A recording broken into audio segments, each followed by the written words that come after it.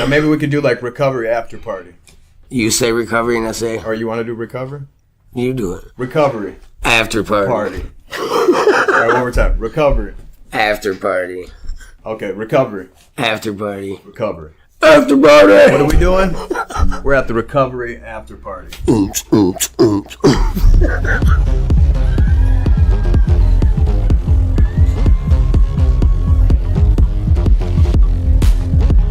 Welcome to the Recovery After Party. What's up, guys? I'm Joe Hekema, and this is my good friend Eric Baker, and this is our first episode of the Recovery After Party. The recovery after party. So we're going to start off. I'm going to give you guys a little bit of my background in addiction, a little bit of my mess, and Eric will give you a little bit of his, and then we'll go farther into detail about what we're doing here. So my name's Joe Hekema. I have 22 years lost in addiction here in the streets of Muskegon. I spent a long time out here kind of messing around with the gangs and allegedly doing illegal things. I don't think it's alleged no more because you can look at my mug shots. Yeah, you got a lot of mug shots. But yeah, in 2020, I had a $500 a day heroin habit that I decided it was time to get clean, and I kind of fully engulfed myself into recovery and really just kind of the same way I engulfed myself in my addiction. I did that, but turned it around with recovery, and it's been pretty successful thus far. I've founded and started Samaritan Way, which is where we're at now, and now we've got a recovery house going in multiple locations across West Michigan. So, yeah, now we're going to go into Eric. He's going to tell you a little bit about him, and then we'll get started. Yeah, so about the age of 25, I lost my father, got into methamphetamines. I did that for probably, on and off 8 years. And then I just kept on getting in trouble with the law. Got a charge for possession, charge for meth lab, charge for another possession, and that final charge, it scared me. It's like, oh man, like what am I gonna do? It's like go to prison, and I keep hearing about this program, Samaritan Way. You should go get connected with Samaritan Way, from numerous of my friends, and so what I did was I ended up going into a sober living, and got the basis of my recovery there. Got out of the environment that I was in. I think that was important. Got around some new people. Started getting into different recovery meetings and stuff like that. But then I still had to go answer for the possession charge. So then 6 months into being in recovery, I went to get sentenced. The judge showed me leniency, seeing that it was in recovery. I'm not quite exactly sure, but they showed me grace. They sent me up to a program in Eaton County called the RAP program. And I guess that was an alternative program to prison. And I would say it was enjoyable, but it was jail. Yeah, there ain't nothing enjoyable. Kind of was able to just kind of continue my ability to kind of keep my head straight. And 35 days in that program was supposed to be a 4-month program. They defunded that program, and then I was sent to KPEP. And KPEP, for anybody that doesn't know, that's a how would you explain KPEP? So KPEP is like a bridge between incarceration and going home. A lot of people coming home from prison might go there to reintegrate into society. It could be a diversion so that you don't go to prison or jail. Any of those options are usually typically for KPEP. Yeah. So what I loved about KPEP is that for my first, I think it was my first, it's a 90-day program. And for my first couple weeks, I wasn't able to leave. It was just like lockdown. I was there 24/7. And then they started giving me a little bit more freedom. You can go volunteer in the community. There's actually like a certain amount of volunteering you have to do. So within a couple weeks, I was able to leave, go into the community. volunteer, and one of the options was Samaritan Way. So I was like, oh man, I kept on hearing about Samaritan Way. Let's go check it out. And I found myself coming up here first to get out of K-Pep, right? Right. And I started coming up here and started going to the classes, the groups that we're having here, and I started seeing people that lived experience, the coaches. Started hearing about how their story was kind of similar to mine, and how your story, how you made this from where you were at, and it was just incredible to me. So it was like I just kept coming, and eventually I just was really interested in it. I was like, man, if they can do it, that's beautiful. If Joe can do it anyway. No, it's like, if I could find purpose in an identity in the recovery community, maybe that's what I need, to stay in recovery myself. Yeah, that's exactly it. Turning your pain into purpose. Yeah. You hear me say that quite frequently. So. Yeah, so I mean, I was interested in that, and then I took the CCAR program that kind of explained it, boundaries and different things with just entry level information with doing recovery coaching. But that's what started me up here. I just been hanging out ever since. Yeah, so for those of you guys who might not be aware of what our program is, Samaritan Way is a recovery community organization, and we basically give you that family effect. So when people are coming out of addiction, they don't have friends or family or they used with those people and can't be around them. So we create that atmosphere here at Samaritan Way, being around people with like-minded and going through the same life experiences, and that really helps create a brand new community. So you don't have to be out at the bars drinking or out on the streets slanging and using and all of this. You can come in and you can get all wraparound services, just like we got in the streets. We got that one dope man, he's a one-stop shop. Well, we're that one recovery man, we're one-stop shop for recovery. We got therapy, IOP, groups, recovery coaching, an all-day hangout. We do community-centered events, and there's always fire food here. Like, you walk in the doors at Samaritan, you are not leaving with an empty belly ever. No, just like those small things about that Memorial Day event that you threw. Just going there and just having that big community and, playing cornhole with people and getting back out and being social. It's huge, man. Yeah, and it's so amazing to watch. Like you mentioned Memorial Day, we had a big Memorial Day grill out over there at the Sober House, and I was watching girls reconnecting with their parents, and their kids were coming, and I honestly did not expect that many people to show up to that event because it was Memorial Day. It was at a new location. A lot of people didn't know. And I think there was like 120 people in and out of there. We made so many burgers, and so many people were just laughing. The music was beating. I was honestly waiting for the cops to show up because of how loud the music was, but we were in the hood, so we didn't have no problem there. So recovery community organizations, those are peer-led, peer-ran organizations with people with lived experience.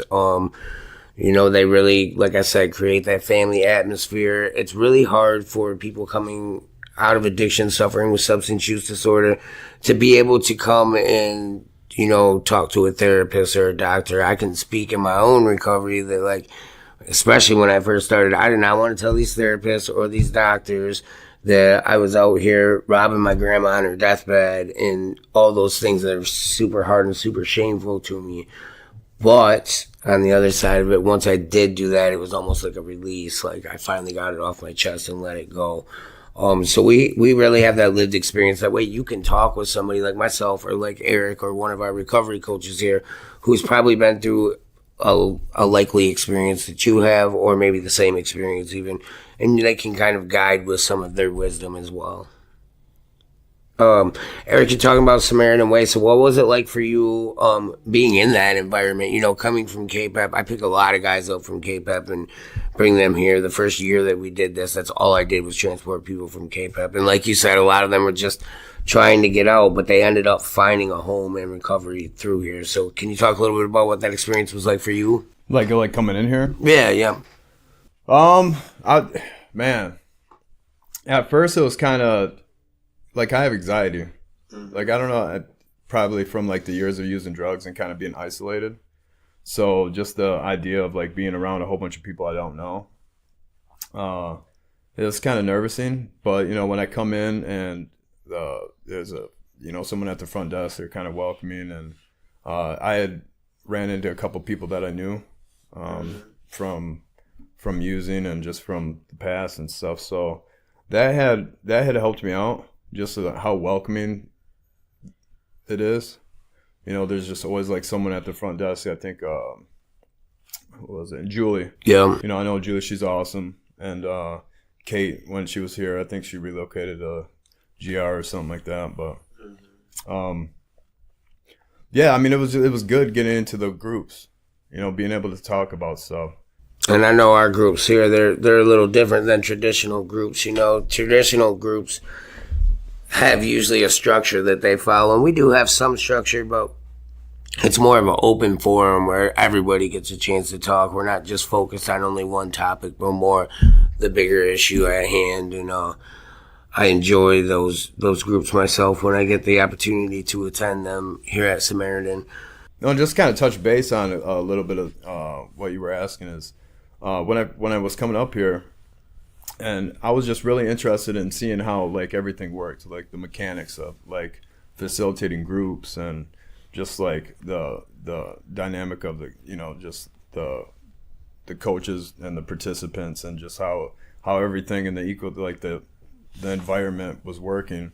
And that's what kept me coming back, just like, I don't know, just seeing how different ways of talking to people can get to, like, it reached me. Yeah, I always use the example that, you know, we're all pathways here at Samaritan Way. So there's different stages of recovery that people are in our drop-in center, you know, and that's really what a drop-in center is, just offering people from all walks of life a safe place to be. You know, you might have somebody in there. So me and Eric, for example, our recovery looks totally different. Eric's more traditional, non-medicated. I myself was on Suboxone for the first couple of years and went to Sublocade. You know, and Eric's more into the religious and spiritual side. I think he said he goes to work to church 10 times a day. Four times. 5 times a week. Yeah, 4 or 5 times a week. Me, I make it a couple times a month. You know, everybody's a little bit different. You know, it's crucial to his recovery to be in that. It's crucial to mine to be helping people, and it's cool that people from different walks can get along like that. You know, people might still be in what we call the pre-contemplative stage here at Samaritan, which is where like they want to get sober, but they don't quite know how to get sober. So maybe they're sitting next to somebody who's in what we call the action stage, which means they've already taken the action to get sober. That person can help the person in the pre-contemplative stage get through whatever they're going through, because, you know, there's different walks and different levels to this. It's not just a one stop, oh, you're cured, see you later. There's actually no cure for addiction. So if you're just getting into recovery, be ready for that. Yeah, before coming here, I didn't really know. I mean, I heard about Suboxone, right? And it's just like, I've seen it around the streets, and I didn't know how much of a tool that it can be for people, right? To kind of get a stable medication going, and that's underneath a doctor's supervision, right? And you know, the more power to medications like that. Yeah, you know, Suboxone saved my life, because if it wasn't for that, I couldn't even stay sober for more than like 5-6 hours before I was sick. And I had to try, I think it took me 3 weeks to get my dose of heroin down enough to where I could stay sober for 24 hours and start the Suboxone without getting precipitated withdrawals, which are not fun. So, you know, it's cool, like I said, to see different people, different walks of life. I really think that the most joy I get from running a drop-in center, and I know that you've probably seen it too, Eric, is watching people reunite with their family, become who they were always meant to be, you know, get their laughter back, get their silliness back, becoming participant of the month, you know, giving them purpose and empowerment is huge in recovery. You know, I was empowered pretty early on in recovery, and it just lit me on fire and kept me moving in the right direction, you know. And I know you've been pretty empowered pretty early here in recovery too. You know, a lot of people look at you as a huge advocate. Yeah.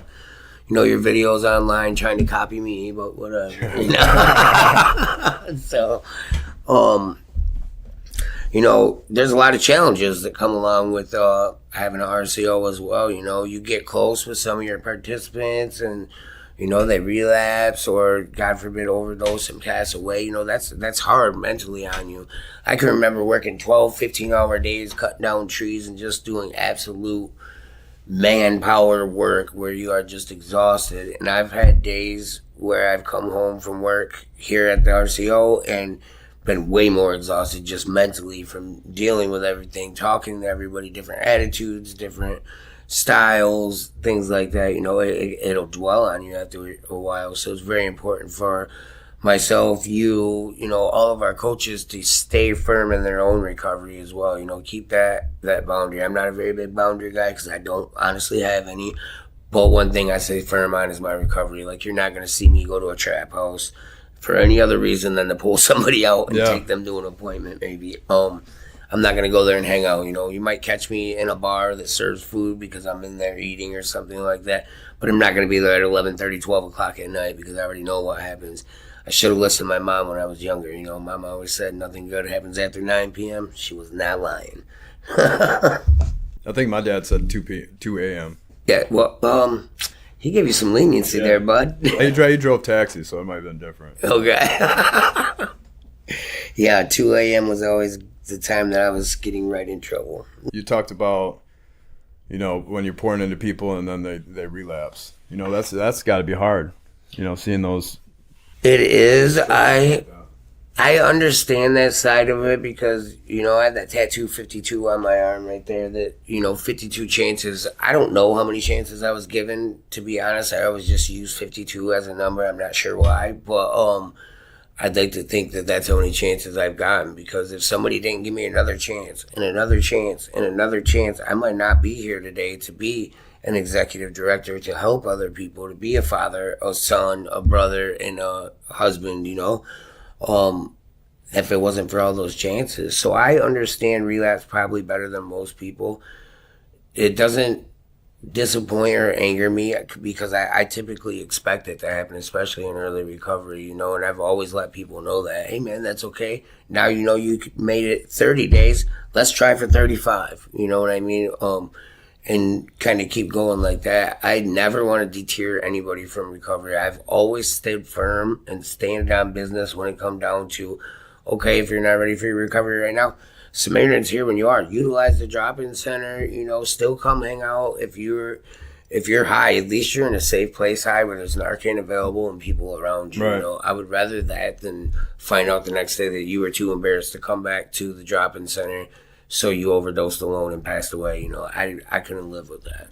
I try to mitigate as much of that shame and guilt as I possibly can because, you know, I understand, I get that part, but it's important that people realize that those of us in leadership positions, recovery coaches, executive directors, MAC coordinators that have lived experience, we're still human. We're not superheroes. You know, we're going to make mistakes. You can't successfully grow without successfully failing first. Like, every time you fail, you learn something new.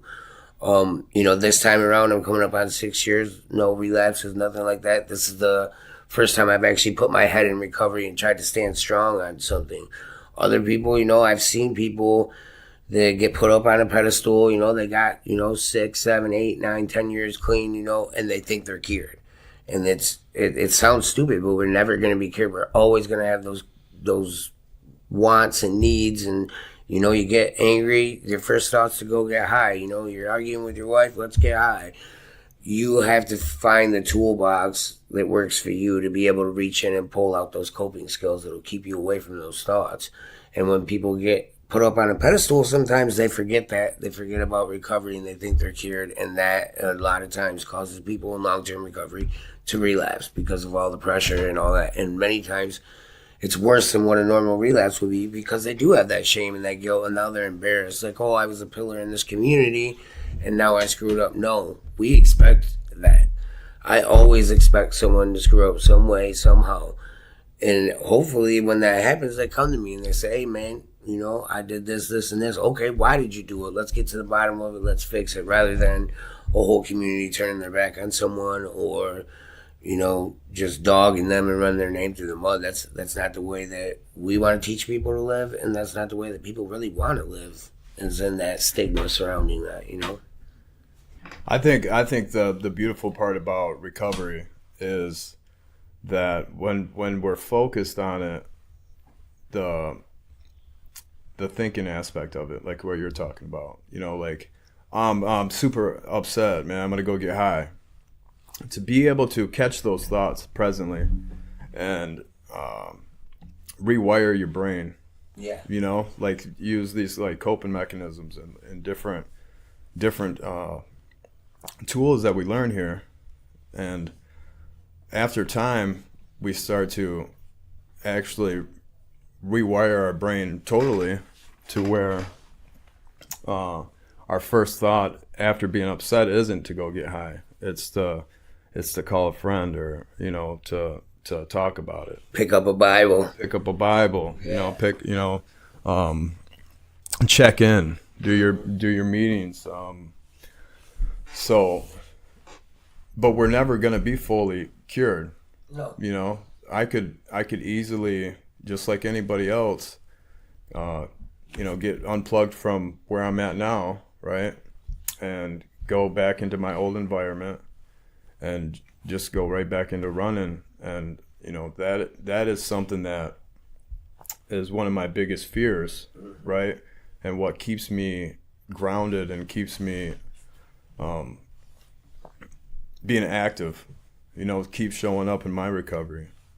I always like to pretend that there's a video camera on me at all times, and if Lucas is around, there typically is. But so, you know, with that being said, I don't want to act any way, shape, or form out of character that I wouldn't act right here at work, out in the streets. You know, just like I mentioned earlier, you're not going to catch me at a trap house unless I'm picking up a participant. You're not going to catch me, you know, hanging out at the bar after a certain time. Things like that, because that's who I am, and people know that about me. They know that that is my character. So if I was to fall out of that character, hopefully one of my people would catch that and be like, hey man, you are slipping. You know, they say we mentally relapse in our mind before we ever actually physically relapse, and I believe that because I've been to that point. In my early recovery, you know, I had lost touch with a local organization that I had used for most of my recovery. I went back to work, you know, I thought, hey, I'm cured, you know. I got my Suboxone shot. I'm not on Suboxone anymore. I just do the shot. I'm about to take my last one. I'm cured. So I went back and I was working at a bar, which was my mother-in-law's bar at the time, cooking pizzas. And I would be so stressed out. I would be driving home from work, and I don't think that I was going to relapse on substances besides alcohol. Like every night I left, I wanted to drink. I luckily stood strong and got back into recovery, and, you know, kind of got going with starting on another agency and then Samaritan Way as well. And once I did that, that's when I realized, like, I have to be fully engulfed in recovery. I can't be halfway in or halfway out, because I wasn't halfway in addiction and halfway out of addiction. I was all the way in.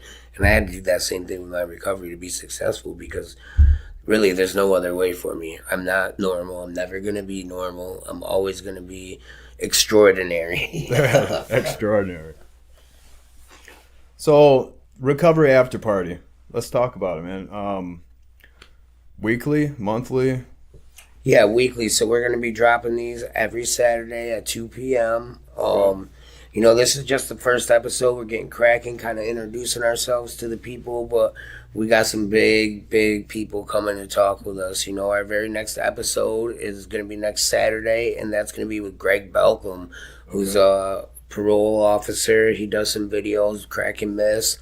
So what we really want you guys to do is shoot our Facebook DM. Does YouTube have DM? You can comment. Or you can comment on this post and give us some questions for what you want to ask a parole officer. We won't use your name, none of that nonsense, but be real.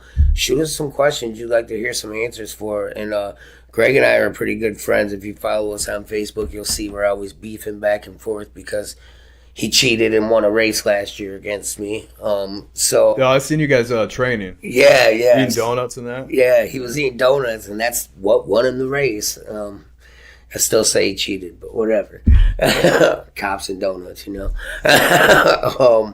But yeah, any questions you want to ask, I'm not shy to put them out there. You know, Greg's a real open book when it comes to parole, and I think that'll be a good one. You know, we plan on in the future having hopefully a couple judges, a couple police officers, people within our community that we can be real with and ask real questions and get some real answers, and maybe get some advocation out of it. Maybe make some new friends. Maybe get a get out of jail free card. Who knows? Right? Yeah. So yeah, last thoughts would be I am super excited about this podcast. I think that I have some great expectations. I know you do. I'm really looking forward to our guests that are coming on here, and you know, people with lived experience we're going to bring on and ask them questions, people from other agencies. And I think it's going to be a great informational type podcast for us. Obviously, we're going to have some fun in the meantime. I only drank like 3 energy drinks today, so I'm not really hype. But by the next episode, I'll make sure and pound a bunch more. How many do you usually drink? Oh, I don't know, probably 54 or something like that. No, Okay. I don't know, I drank like 6 in a day before. Okay. Depends how much I slept the night before and all that, you know. Being a person suffering from substance use disorder, I don't sleep much, or maybe I work too much, one or the other, but probably good solid 4 hours a night. What about you? How's your sleep patterns? I mean, I typically get about 6 to 8. Oh, lucky. You know, Lucky. depends on where I'm at, and you know. But so my thoughts are, I'm excited to do a podcast, to learn kind of, you know, the format. We're growing here all together, so you know, we're gonna figure this thing out. We're gonna ask questions maybe to the audience so they can kind of have input and get some interaction and stuff with them, so then they can chime in. You know, we can ask them like where they're from, where they're watching. You know, what do they know anybody that's struggled with substance abuse? Get used to the lights. I think that would be, you know, something. There's like 2 big bright lights back there. You know, Yeah.